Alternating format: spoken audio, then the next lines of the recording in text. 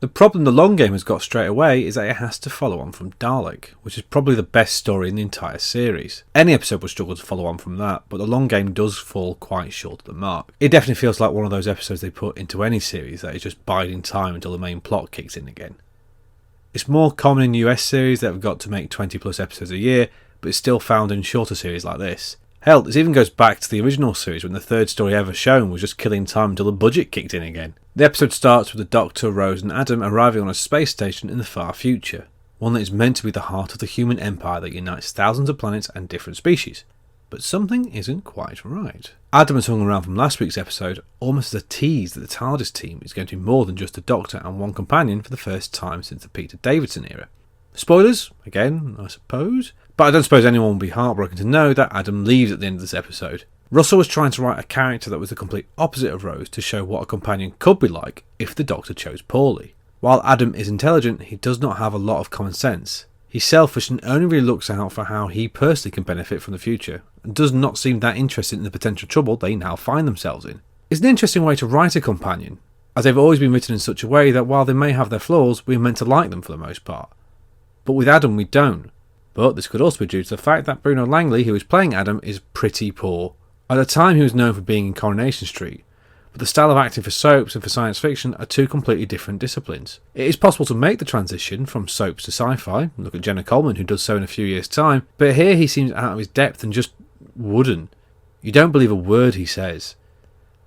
This wasn't so much a problem in the last episode as it was just one of the supporting characters. The focus was more on the Doctor, Rose and the Dalek. But here he is brought to the forefront and then given the B story that runs throughout the episode. It's a relief when the Doctor leaves him behind at the end, which I think is a reaction Russell wanted, but it wasn't achieved in the way he expected. The episode plays the idea of people working in a downtrodden existence for the promise of something better later. On the station they have to work all day for little pay, but with the promise of being promoted up to the top floor, which is paved with gold. It's an idea that has been used quite a few times in media, but that's because it's an easy thing to exploit.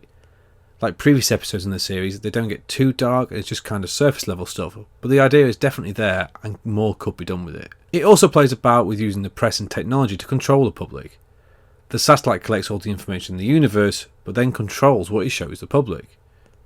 By doing this they can topple governments, control immigration, collapse an economy, you name it. Ooh, topical! It would be nice to see the darker ramifications of this, but I think that's a bit too political for BBC One on a Saturday tea time. Same with the technology. Everyone is microchipped and has an implant in their head to receive the information. But by doing so, the station can also get information from you and know everything there is to know about you. It's so sinister. The technology is presented in such a way to the characters that is a desirable thing to have, so everybody wants one. That's the best way for any government or any body to control someone. Give them something that they just have to have. Make it the most desirable, latest must-have accessory. The supporting cast is fun, with Simon Pegg being the editor-in-chief villain for the story, and Tamsin Greig being wonderfully sinister as a nurse helping Adam with his new technology. Pegg is a big science fiction fan, all you gotta do is just watch any episode of Space to see, so I imagine he jumped at the chance to be part of the new series, even if the episode is a little forgettable. I suppose that's the biggest shame with this one. There is a core group of some really interesting ideas with some very bleak implications that just aren't expanded upon in a satisfying way. This could be due to the time slot it was in, but also the fact that it was only 45 minutes. It becomes more apparent in later series of Doctor Who, but by condensing the story into one palatable 45-minute episode, they can often feel rushed and very shallow.